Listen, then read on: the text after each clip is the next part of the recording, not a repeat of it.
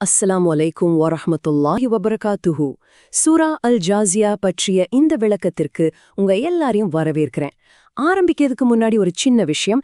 இது ஒரு லாப நோக்கற்ற சேனல். அதனால தயவு செஞ்சு விளம்பரங்கள் வந்தா ஸ்கிப் பண்ணிடுங்க. சரி, வாங்க ஆரம்பிக்கலாம். இந்த ஒரு கேள்வியோட ஆரம்பிப்போம். நீங்க எப்பதாவது யோசிச்சு பார்த்திருக்கீங்களா? அந்த இறுதி நாள்ல ஒட்டுமொத்த சமுதாயமும் பயத்துல மண்டியிட்டு இருந்தா அந்த காட்சி எப்படி இருக்கும்னு? இன்னைக்கு நாம பார்க்க போற சூரா அந்த காட்சிய அப்படியே நம்ம மனக்கண்ணுல கொண்டு வந்து நிறுத்த போகுது. நாம இன்னைக்கு பார்க்க போறது திருக்குரானோட 45வது அத்தியாயம் சூரா அல் ஜாசியா. இது மக்காவில் அருளப்பட்ட ஒரு சூரா. இதோட பேருக்கு பின்னால ரொம்ப ஆழமான ஒரு அர்த்தம் இருக்கு. அல் ஜாசியா இதுக்கு என்ன அர்த்தம்னா மண்டியிடுதல். அதாவது அந்த இறுதி நாள்ல ஒவ்வொரு சமூகமும் தாங்க செஞ்ச செயல்களை நினைச்சு பயந்து அல்லாவுக்கு முன்னால மண்டியிட்டு இருக்கும். இந்த வேதம் யாவரையும் மிகைத்தவனும் ஞானமிக்கவனுமாகிய அல்லாஹ் கிட்ட இருந்து அருளப்பட்டது. இந்த சூரா ஆரம்பத்திலேயே அல்லாஹ் தன்னுடைய ஆற்றலுக்கான அத்தாட்சிகளை பத்தி பேச ஆரம்பிக்கிறான். உண்மையிலேயே சிந்திக்கிற மக்களுக்கு இதுல ஏகப்பட்ட சான்றுகள் இருக்கு. கொஞ்சம் யோசிச்சு பாருங்க. இந்த வானங்கள், இந்த பூமி எவ்வளவு பிரம்மாண்டமா இருக்கு. பூமியில கோடிக்கணக்கான உயிரினங்கள் வாழுது. அப்புறம் கொஞ்சம் கூட தப்பாம மாறி மாறி வர்ற இந்த இரவும் பகலும், காஞ்சு போன நிலத்தை உயிர்ப்பிக்கிற அந்த மழை, விதவிதமா திசை மாறி வீசுற காத்து, இது ஒவ்வொன்னிலையுமே சிந்திக்கிற மக்களுக்கு அல்லாஹ்வோட தெளிவான அத்தாட்சிகள் இருக்கு இல்லையா? அது மட்டும் இல்ல, அல்லாஹ் தன்னோட கருணையால இந்த விஷாலமான கடலைய நமக்காக வசப்படுத்தி கொடுத்திருக்கான். அதனாலதான் அதுல கப்பல்கள்லாம் போகுது. வானங்கள்ல பூமியில இருக்கிற எல்லாத்தையுமே அவன் நமக்காகத்தான் வசப்படுத்தி தந்திருக்கான். இதெல்லாம் சிந்திக்கிறவங்களுக்கு எவ்ளோ பெரிய சான்றுகள். இவ்ளோ தெளிவான அத்தாட்சிகளை பார்த்ததுக்கு அப்புறமும் ஒருத்தர் உண்மையை ஏத்துக்கலன்னா இதுக்கு மேல வேற எந்த செய்தியத்தான் அவங்க நம்புவாங்கன்னு அல்லாஹ் கேக்குறான். யோசிச்சு பாருங்க, இது எவ்வளவு ஒரு வலிமையான கேள்வி.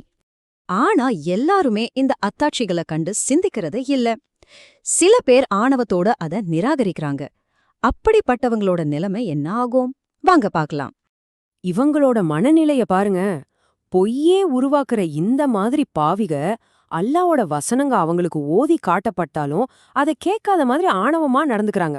அது மட்டும் இல்லாம குர்ஆன் வசனங்கள்ல எதையாவது தெரிஞ்சுக்கிட்டா அதை ஒரு கேலி பொருளா ஆக்குறாங்க. இந்த ஆணவத்தோட விளைவுகள் ரொம்பவே கடுமையானது. அவங்களுக்கு ரொம்ப துன்புறுத்துற வேதனையும் இழிவுபடுத்துற தண்டனையும் காத்துக்கிட்டு இருக்கு. அவங்களுக்கு பின்னால நரக நெருப்பு இருக்கு. அன்னைக்கு அவங்க இந்த உலகத்துல சம்பாதிச்ச எதுவுமே அல்லாஹ்வை விட்டுட்டு அவங்க நம்பின பாதுகாவலர்களும் சரி, எதுவுமே அவங்களுக்கு உதவாது. ஆக மனுஷனுக்கு முன்னால இப்போ ரெண்டு பாதை தான் இருக்கு. ஒன்னு அல்லாஹ் காட்டுற நேர்வழி, இன்னொன்னு அவனோட சொந்த மன இச்சைகள். இந்த ஒப்பீடு எவ்ளோ தெளிவா இருக்கு பாருங்க. ஒரு பக்கம் அல்லாஹ்வோட நேரான வழி, அதாவது ஷரியத், பயபக்தியோட இருக்கிறவங்களுக்கு அல்லாவே உற்ற நண்பன். இன்னொரு பக்கம் ஒருத்தன் தன்னோட மன இச்சையே தான் கடவுளா ஆக்கிக்கிறது. அவனுக்கு அறிவிருந்தா கூட அல்லாஹ் அவனை வழிகேட்டிலே விட்டுடுறான்.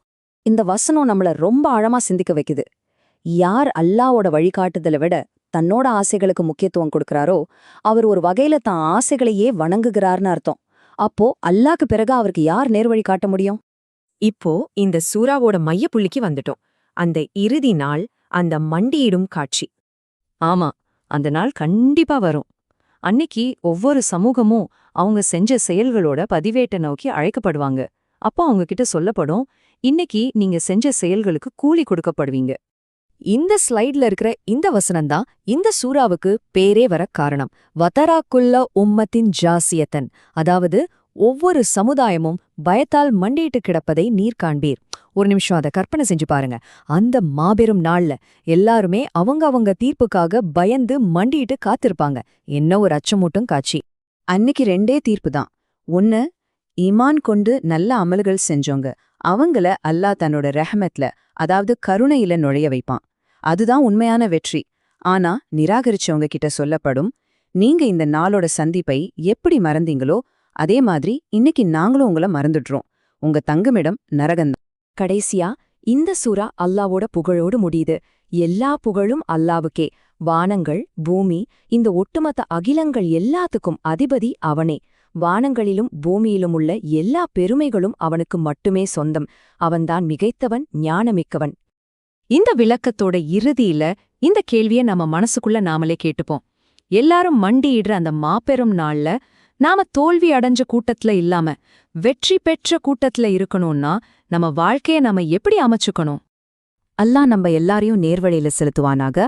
இந்த விளக்கம் உங்களுக்கு பிரயோஜனமா இருந்திருந்தா மறக்காம இந்த சேனலை சப்ஸ்கிரைப் பண்ணுங்க, லைக் பண்ணுங்க, மத்தவங்களுக்கும் ஷேர் பண்ணுங்க. இது ஒரு லாப நோக்கற்ற சேனல். அஸ்ஸலாமு அலைக்கும்.